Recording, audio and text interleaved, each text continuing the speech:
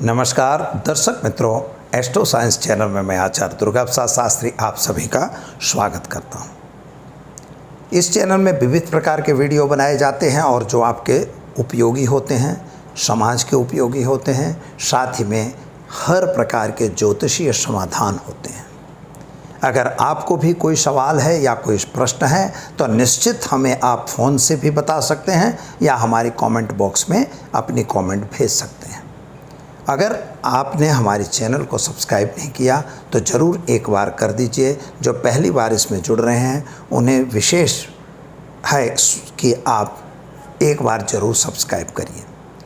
Video को like करना बिल्कुल न भूलिए और अपने मित्रों को भी यह चीज़ बताइए कि यहाँ पर क्या मिलता है। तो आज हमें बहुत सारे प्रश्न आए हैं और 4-6 लोगों के भी फ़ोन आए कि आप हमें ये बताइए कि हमें रत्न पहनना चाहिए कि नहीं। तो हमने सोचा कि हम एक एक व्यक्ति को बताएं, इससे अपेक्षा हम समूह को ही बता देते हैं कि कौन सा रत्न पहनना आपके लिए ज़रूरी है, कौन सा रत्न पहनना ज़रूरी नहीं है और आप कौन सा रत्न पहन सकते हैं। इसी पर आज का हमारा वीडियो रहेगा। तो मित्रों, ख़ास तौर पर समझिए कि रत्न क्या है।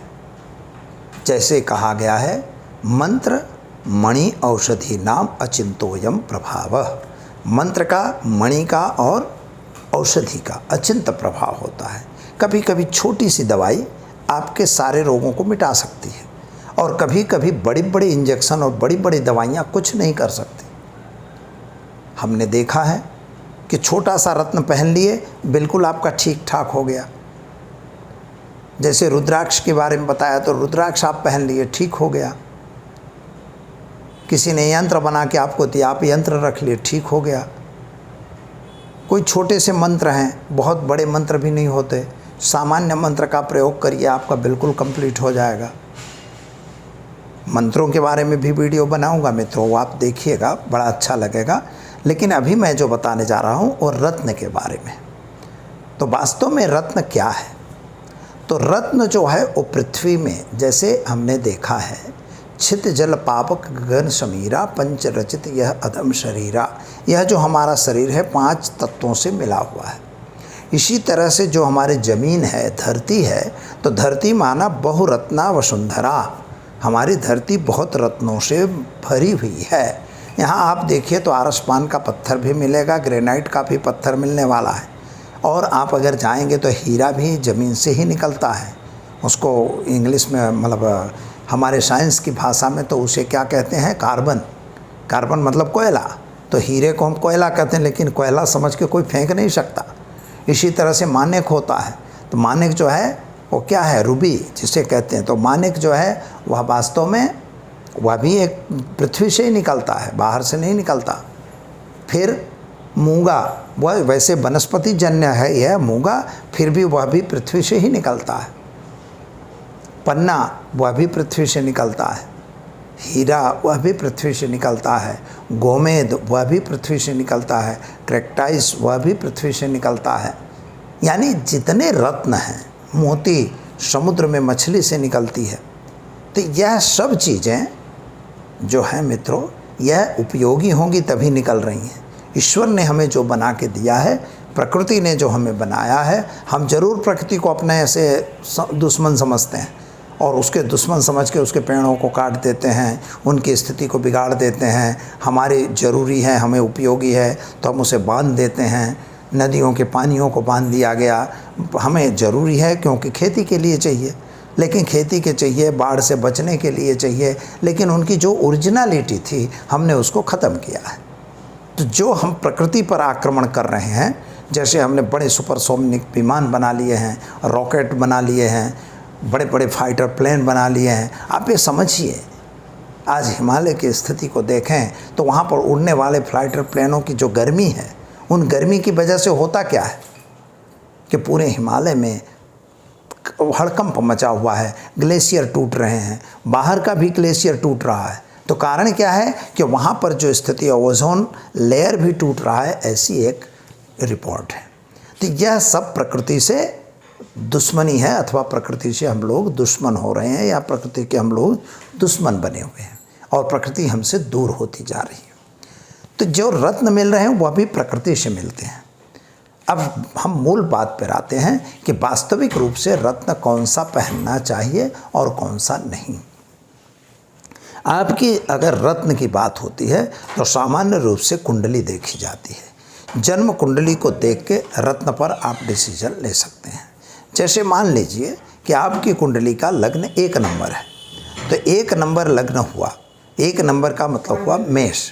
तो मेष लग्न जो है, तो मेष लग्न में कानूनियन मेष लग्न का मालिक जो है मंगल है, और मेष लग्न से आप गिनती अगर गिनेंगे तो मेष लग्न से 8वें घर का मालिक भी मंगल होगा। तो जब 8वें घर का मालिक मंगल है तो आप एक बात याद रखिए कि हम मंगल को नहीं पहन सकते। और कैसे? जैसे अष्टम भाव, अब यहाँ पर पहला नंबर देखते हैं। पहला भाव जो है वह वास्तव में हमारा शरीर है, शरीर का भाव है। मंत्र मणि नाम अचिंतोयम प्रभाव, मणि और मंत्र का अचिंत प्रभाव होता है। जैसा कि हमने आपको बताया है कि जब हम लग्न और लग्नेश से बात करते हैं तो सामान्य रूप से कौन से रत्न हमें पहनना चाहिए इसके बारे में जानना जरूरी है। जैसे आपका लग्न, आप पहन कौन सा रत्न सकते हैं, सामान्य रूप से जो लाइफ टाइम पहन सकते हो उसकी बात कर रहे हैं। तो जैसे लग्न को आप जरूर पहन सकते हो।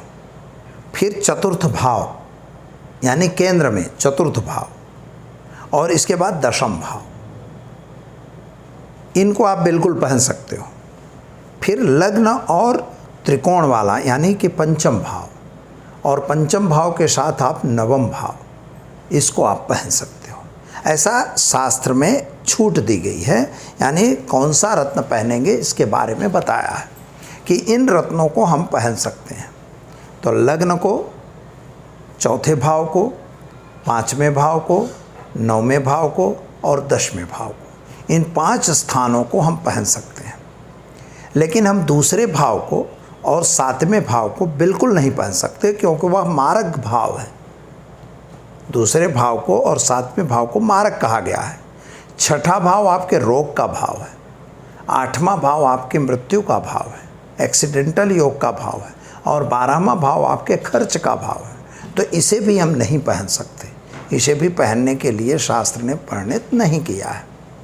तीसरी बात क्या होती है कि मित्रों, एक बात याद है कि कभी कभी त्रिक भी नहीं पहना जाता, जैसे तीसरा भाव और 11वां भाव, इनको भी पहनने की आवश्यकता नहीं है।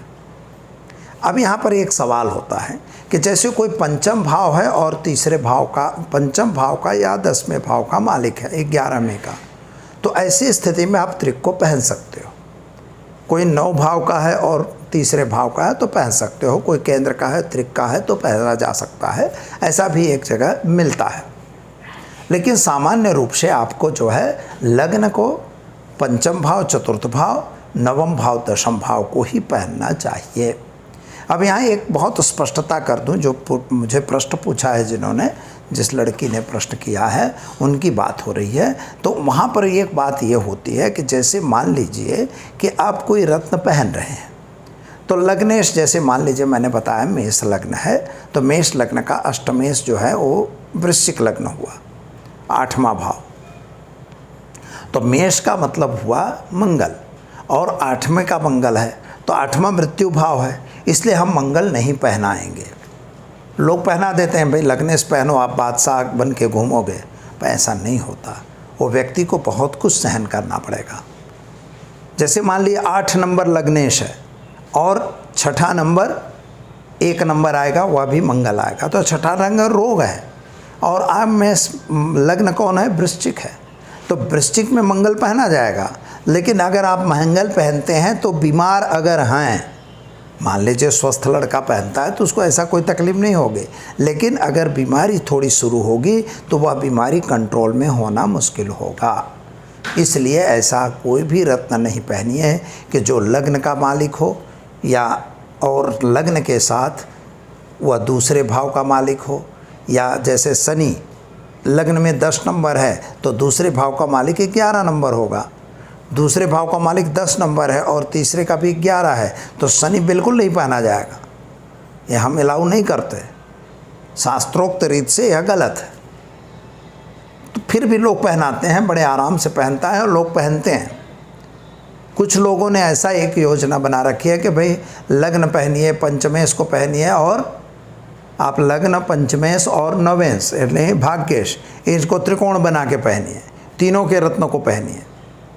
कभी कभी इन रत्नों से फ़ायदा होता है, ऐसा नहीं है।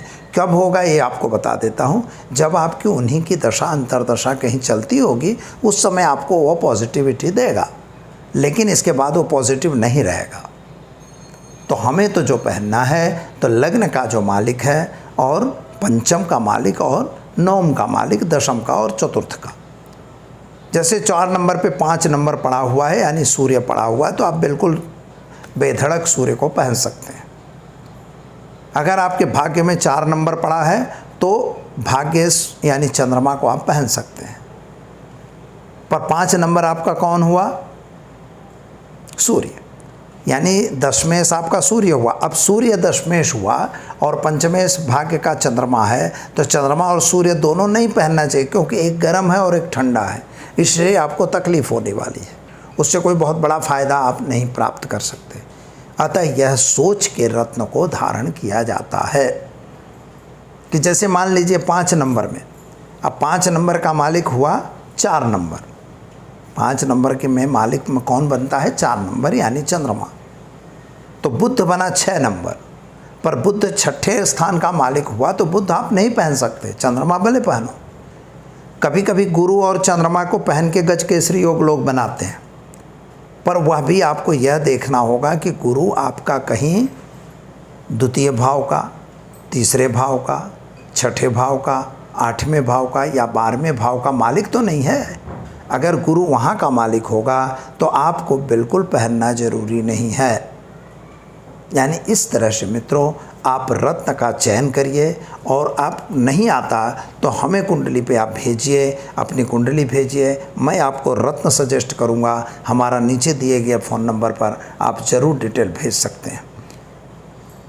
ख़ास तौर पर आपको यह बताना ज़रूरी है कि रत्न सही पहनना चाहिए, गलत रत्न नहीं पहनना चाहिए। अगर वह डुप्लीकेट रत्न है, आजकल तो चाइना में बना के भेजा है जो प्लास्टिक कोटेड रत्न होते हैं, वो रत्न है ही नहीं है, इमिटेशन रत्न बनते हैं।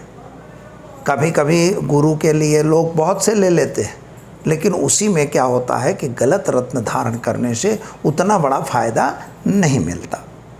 यद्यपि यह कलर थेरेपी है, रत्न पहनना वो जो है वो एक प्रकार की कलर थेरेपी है जो आपको हेल्पफुल होती है, लेकिन गलत रत्न पहनने का कोई अर्थ नहीं बनता है। अतः रत्न सही पहनना चाहिए, उसकी पूजा करनी चाहिए, उसकी प्राण प्रतिष्ठा करनी चाहिए, और प्राण प्रतिष्ठा करके और फिर रत्न उसके दिन के हिसाब से धारण करना चाहिए। उसकी होरा में और दिन में अगर रत्न धारण किया जाता है तो वह रत्न आपको फलदायी होता है। तो मित्रों, वीडियो आपको कैसा लगा उसे लाइक करिए, शेयर करिए और कमेंट ज़रूर करिए। साथ ही में चैनल में अगर पहली बार जुड़ रहे हैं तो हमारी चैनल को सब्सक्राइब ज़रूर करिए, और फ़ोन नंबर पर आप अपने सवाल हमें ज़रूर पूछिए, उसको वीडियो के रूप में भी मैं देने का प्रयत्न करूँगा। दीजिए मुझे इजाज़त, नमस्कार।